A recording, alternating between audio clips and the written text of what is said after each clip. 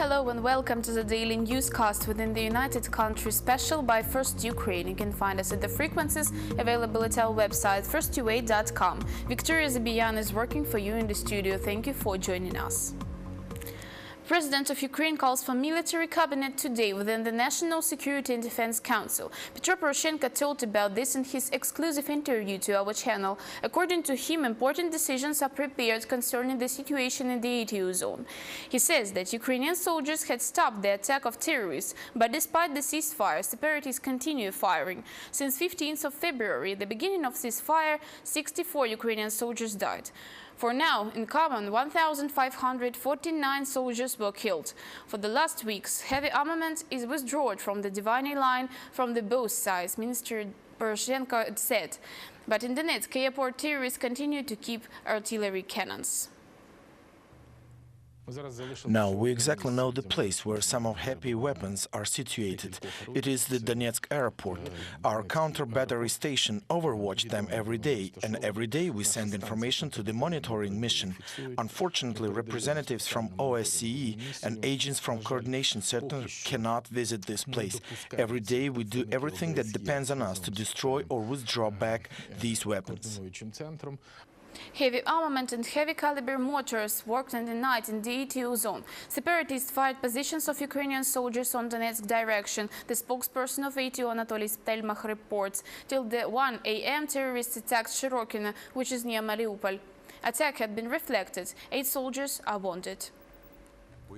This time, terrorists fired upon Avdiivka Opytne Piski by mine throwers. Besides that, from 21:53 p.m. till 22:45, they kept firing upon Avdiivka using 152mm artillery system, which is forbidden by Minsk agreement and must be withdrawn from dividing line. This night, between 1 and 2 a.m., an enemy used heavy weapons shelling Avdiivka again.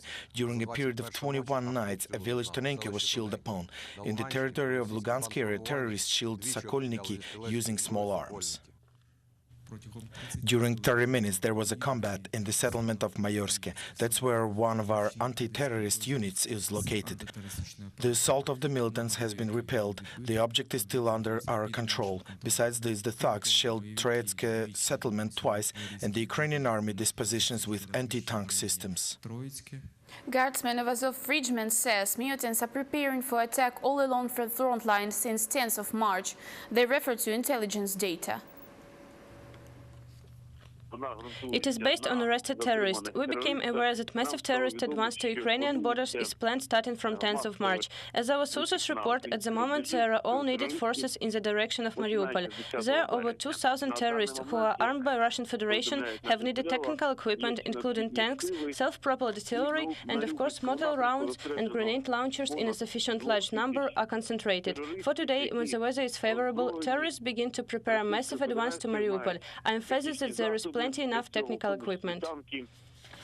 In Ministry of Defense report that this data is being checked. Volunteers, local authority and foreign charity organizations take care about displaced people in Slavyanogirsk and the Donetsk region. There are 1,500 displaced people in the town with population 4,000 people. What these people get in the humanitarian aid points, detailed in the following story. Baby, here you go, take it, it's for you. Be careful, it is for you and your little brother. Volunteers presented coloring books, markers and toys to Sasha. Also they gave him new boots, which boy immediately tried on. More than a month ago he moved with his parents from Mariinka to Svetogirsk. Here we are receiving humanitarian aid. At the moment we have stopped at a monastery here in Svetogirsk. The situation here is very good and even quiet comparing with our home, so we are relaxing mentally and morally. Volunteers who work here are also immigrants. Larissa is from Yasunovata, Donetsk region. She says that she cannot just sit and wait for someone to come and help, so she decided to be useful for people who are in the same situation. Since May, we have been working with many organizations. Now we receive packages from abroad. UNICEF is helping us. State administration help us very much. We have begun working with them. Help comes from all over the Union. People send aid from abroad. There are a lot of kind people who are sending many things. They are giving baby food, diapers, medicine, clothes, food, everything that we need. In these boxes, hygienic sets for families. There are disinfection for hands, toothbrushes, sponges, shavers for men. They have even put a flashlight.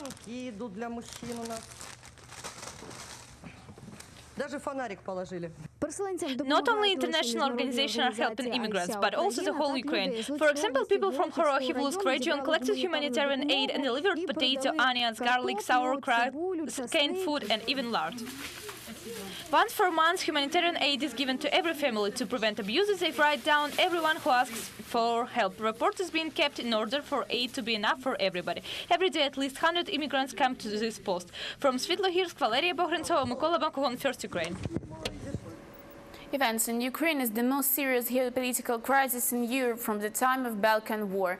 It was said by Federica Mogherini from the tribune of UN. According to main European diplomat, the example of Balkans gives the optimism to resolution of Donbass crisis. Ms. Mogherini said, in 20 years after the events in Srebrenica, we can see how the democracy and regional integration could be successful if we invest into them. Ms. Mogherini assured again that Kyiv will have finance support and diplomatic support from Brussels. But in Ukraine today, achieving a sustainable solution is urgent, not least due to the death toll and humanitarian impact of the conflict. This cannot be left without answer. The European Union condemns the illegal annexation of Crimea and Sebastopol as a violation of international law. Today, Speaker Volodymyr Groysman made a report about first 100 days of Ukrainian Parliament's work. For this period, MPs considered 760 law projects. 82 of them has been adopted. The previous Parliament, for the same time, had adopted only 12.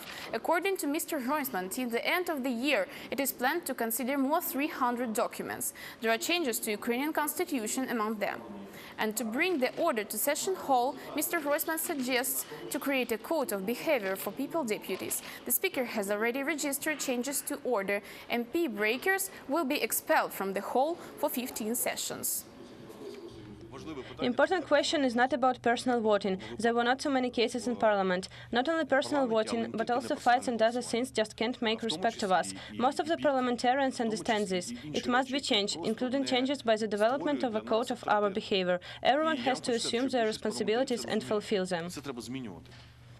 Two people have got poisoned with the smoke during the wildfire in church in Lviv. Yesterday, near 9 p.m., on the roof, the mansard room of St. Anthony Cathedral has caught a fire. It was established in 1618. The fire was being put out for 30 minutes. Savers say that preliminary reason of the firing is incorrect handling with stove heating. Injured people were taken to hospital emergency room. They were poisoned with products of combustion. There are parishioners of the church who were trying to put out the fire before rescuers have come.